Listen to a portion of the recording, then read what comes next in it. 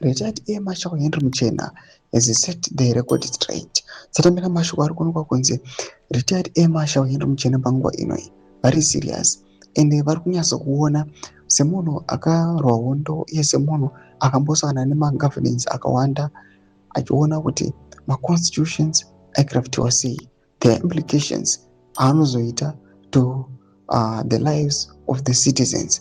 Panguva ino zvaita kuti retired Air Marshal Muchena vavoise up vachiti no, these amendments haana kutinakira sagara renyika yeZimbabwe, also being provided that isusu when they went to war they fought for one man one vote, but panguva inoi ndo zvakuda kuscribble out. Sabira mashoko mlanyu panguva inoi ndo subscribe like out on the bell icon. Len Emma mlanyu rachiti retired Air Marshal Henry Muchena set the record straight. In his 11-minute interview, he addresses the Constitution Amendment Bill number 3. He talks about the opportunists who have hijacked ZANU-PF. He says, these lots are unelected and unelectable individuals who have purchased their way into ZANU-PF Central Committee and are now causing chaos.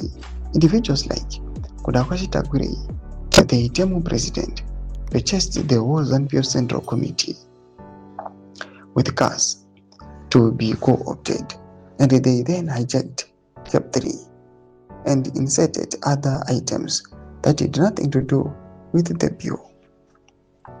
They are used to cutting corners everywhere, and now they are denying the people of Zimbabwe their rights to a referendum. Miswa #Abasha Shkananda #No to 2030. Ndomashukuru panguva ino yatikona kuti the guys of our days ndi Air Marshal Henry Muchena ari kuuya achinyasoratidza kuti haasi kuda kana kutombonzwa zvema-constitutional amendments, and he's trying by all means to expose the truth. Nyika yese izive chokwadi kuti vanhu vasangopurirwa musaga. Kana kumesekisha pindudzo fungu imo tudi pamusoro pechitiko ichi. Musasubscribe like, chita on the bell icon.